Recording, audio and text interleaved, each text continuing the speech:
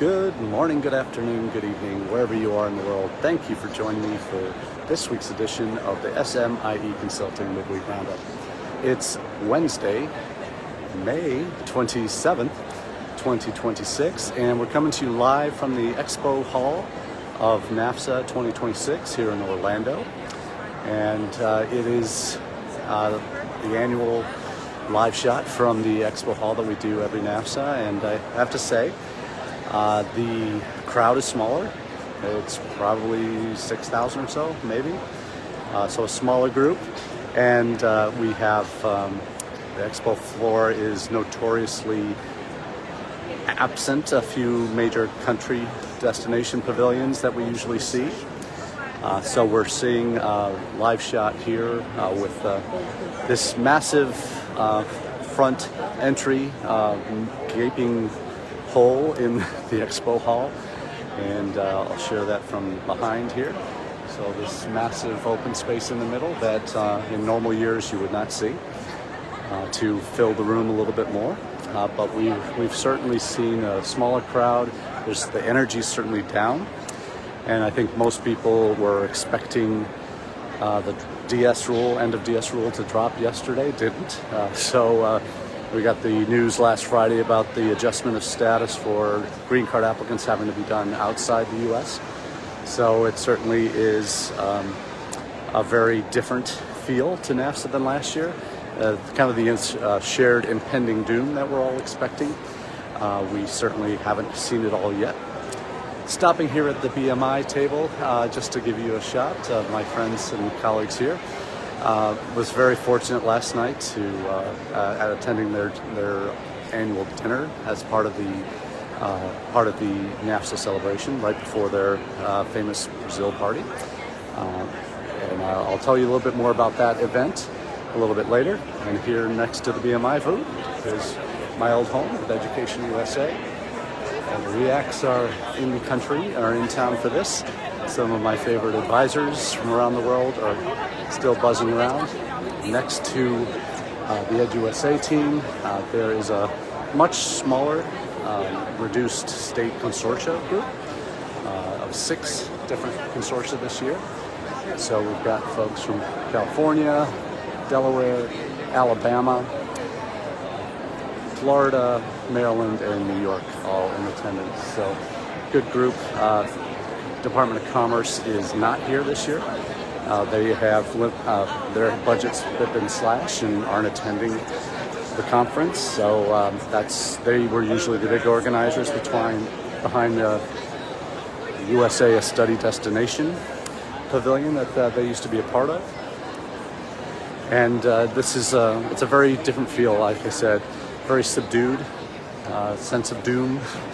But the conversations, frankly, have been just as meaningful, just as my colleague at Uni was sharing today, much more intentional about and purposeful about what the future of our relationship should be.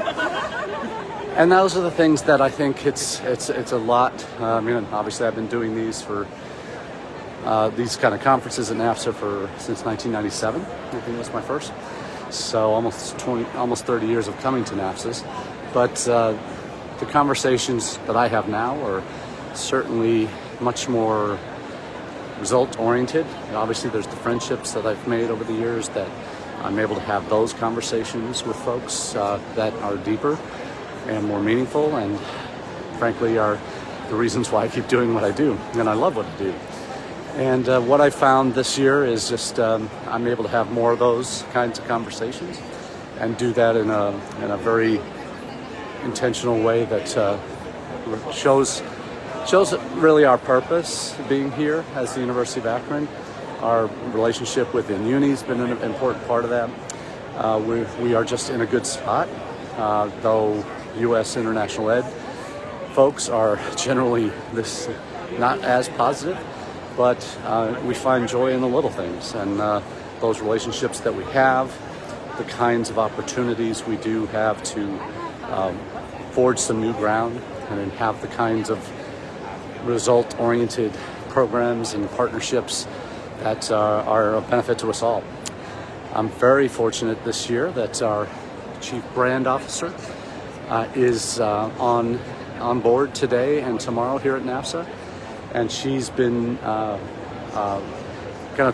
coming into she's been involved in marketing for many years, most recently doing some consulting with Stanford's Executive MBA program.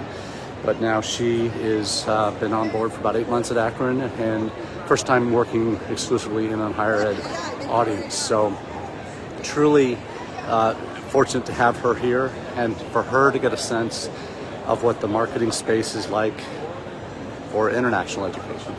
And so she's already had a couple meetings with some vendors, a couple people we already work with, and one that we might work with, but that does some really creative things in the industry.